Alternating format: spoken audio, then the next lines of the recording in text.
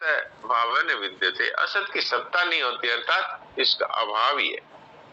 तो अब इसका अभाव होते ही फिर पीछे क्या बचता है? जब असत का संपूर्ण अभाव है ही तो पीछे क्या बचता है? अब इसमें कोई कहे कि हम हैं जो ध्यान करने वाले, अरे हम तो चला गया उधर ही, असत में ही चला गया, अहम भी चला गया, मन बुद्धि अहंकार सब असत में चले गए, अर्थात नष्ट होने वाले हैं, अभाव रूप हैं। तो इनका अभाव होते ही और तत्काल ही केवल एक परमात्मा तत्व ही रह जाता है। इसमें मैं तो ये मैं कुछ नहीं रहता। परमात्मा तत्व का अनुभव हो जाना यही तो समाधि है, और ये समाधि से ऊपर की स्थिति है। समाधि में तो फिर भी चित्त की स्थिरता है, इसमें तो परमात्मा तत्व तक की पहुंच है। और पहुंच किसकी है? परमात्मा की ही परमात्मा में पहुंच है। व्यक्तित्व तो रहता ही नहीं इसमें, क्योंकि व्यक्तित्व भी तो असत है, तो असत का अभाव हो गया। तो असत का अभाव होते ही फिर सत है, उसका सदा ही भाव है। यानी चौथा श्लोक है, असत भावने विद्यते और सत अभावने विद्यते, ये दूसरा भाग है। ना सतो विद्यते भाव, ना भाव विद्यते सत, सत का अभाव नहीं है। तो अब केवल सत रह गया, अर्थात एक परमात्मा तत्व रह गया। तो ये सहज समाधि है, ये कभी न उतरने वाली समाधि है, और ये आपकी हमारी सबकी हो सकती है। हमने व्यक्तित्व को इतना दृढ़ता से पकड़ रखा है कि इसको छोड़ते ही नहीं। अब ये मूक सत्संग भी करते हैं तो व्यक्ति बनकर करते हैं कि मैं मूक सत्संग कर रहा हूं, वो मैं को ज्यों का त्यों सुरक्षित रखते हैं। वो इसमें सुरक्षित नहीं रखना है, ये हमारी मान्यता से ही ये बंधन है। और जब भगवान कहते हैं कि संपूर्ण जड़ता का पूर्ण अभाव है, तो फिर एक परमात्मा तत्व जो सत्य है वही रह गया। तो यही है मूक सत्संग के द्वारा परमात्मा तत्व की प्राप्ति।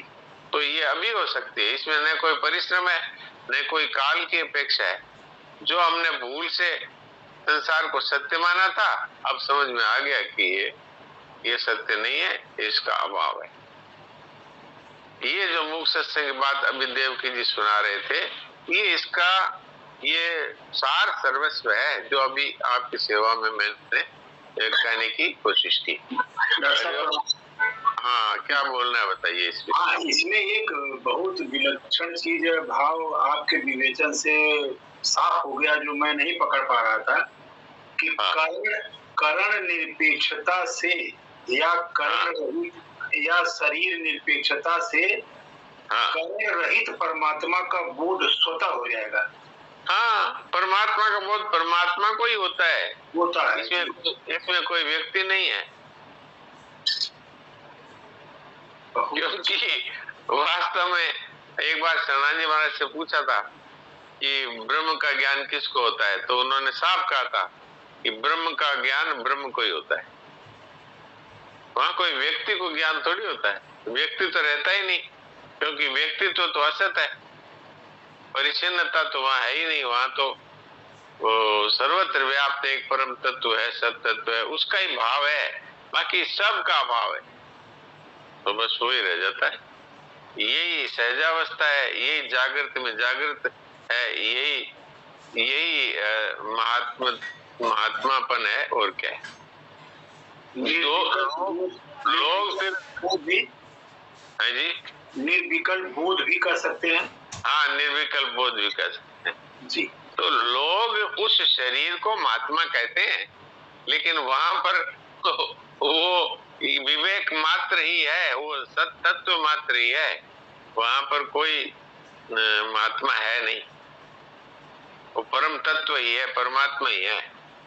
हाँ, परमात्मा उस शरीर के द्वारा और संसार को और तत्व का बोध कराते हैं। ये है वास्तविक सत्संग, मूक सत्संग। अभी एक सौभाग्य शरणानंद जी के इसमें आया था कि मूक सत्संग के बिना भी कोई तत्व की प्राप्ति है, ये मानना भूल है। एक वो वाक्य दोबारा पढ़ दीजिए, कुछ ऐसा ही उसका भाव है। वो सत्संग के अलावा भी कोई सत्संग है, ये एक बात कही। ये भी सत्संग है। हाँ। ये स्वीकार करना, सत्य की चर्चा को ही सत्य का संग कह मानना है। संग मान लेना है। अर्थात वास्तव में ये जो मुख्य सत्संग है, ये वास्तव में सत्संग है, अर्थात सत्य के साथ एकता का अनुभव होना है। हाँ संतोष भाई क्या कह रहे हैं, बोलिए। राम राम जी साहब। राम राम। अपना कल वो दोपहर की सत्संग में यही तो था, जागृत में जागृत और जागृत में सुसुप्ति। ये तो हाँ। कितना easy गया, ये कितना सरल समझाया गया। हाँ, ये जागृत में जागृत है, जो अभी मेरे आपके सामने बात हुई। और यही सुसुप्ति हो गया। और ये सुसुप्ति है भाई, संसार की तरफ से वो सो गया। हाँ। ये भगवान ने गीता में इसको श्लोक के रूप में कहा है, या निशा सर्वभूतानाम तस्याम जागृति संयमी। जो संपूर्ण संसार के लिए परमात्मा तत्व जो है वो एक रात्रि के समान है, इसमें जो संत है वो जागता है। या निशा सर्वभूतानाम, जो पूरे संसार के लिए परमात्मा विषय बातें हैं वो अंधेरे के समान है। नींद में जिस तरह कोई पड़े ऐसे पड़े हैं सब प्राणी। अच्छा, या निशा सर्वभूतानाम तस्याम जागृति संयमी, उसमें जो है महात्मा पुरुष है वो इस परमात्मा तत्व में ही जागते हैं। और या निशा सर्वभूतानाम तस्याम जागृति संयमी यस्याम जागृति भूतानि, जो संसार के जो प्राणी जिसमें जागते हैं, अर्थात रात और दिन जिसमें लगे हुए हैं, ये धन है, ये जमीन है, ये मकान है, ये है मेरे पास, वो है, यस्याम जागृति भूतानि सा निशा पश्यतो मुने। उस जानकार मुनि की दृष्टि में वो घोर अंधकार है, घोर रात्रि है। तो ये बात है, ये भगवान ने ये बात कही है कि जिसने परमात्मा तत्व में जिसको जागना हो गया, उसमें संसार के लोग सोए हुए हैं। और जिसमें संसार के लोग जागते हैं, धन है, मकान है, मेरा ये है, मेरा वो है, वो संत महात्मा के लिए वो पूरा अंधकार ही है, यानी वो पूरी रात्रि है। तो यही इसका अर्थ है जी। तो देवकी जी है, 1 मिनट है और कुछ सुना दीजिए। सत्य की आस्था से अथवा असत्य की ज्ञान से हाँ। सत्य का संग स्वतः होता है। ये दोनों ही बात है। असत का ज्ञान हो गया कि भाई ये जड़ है, ये नासवान है, इसका अभाव है, तो इसके अभाव से भी तो सत्य ही रह गया पीछे। और सत्य की, यदि सत्य की भक्ति हो गई या सत्य का ज्ञान हो गया तो भी परमात्मा की प्राप्ति हो गई। तो वास्तव में ज्ञान तो असत्य का ही एक प्रकार से होता है कि ये पूरा का पूरा नष्ट होने वाला है, और वो भगवान तो स्वयं ज्ञान स्वरूप है, इसलिए वो प्रकट हो जाते हैं, वो पहले से हैं। तो ये बात है। तो अब थोड़ी देर के लिए हम लोग सत्संग करते हैं। राम राम राम राम राम राम, बोलिए। जैसा इसमें आपने बताया जागृत में जागृति और जागृत में सुसुप्ति, तो वो संसार जैसे जागृत वो सुसुप्ति में गहरी नींद में सोया हुआ है पर संसार का अभाव है, तो ये जागृत में जागृति रहना वही तो हो गया। वो सुसुप्ति में उसको सब अभाव है, तो उसको जागृति में संसार का अभाव है।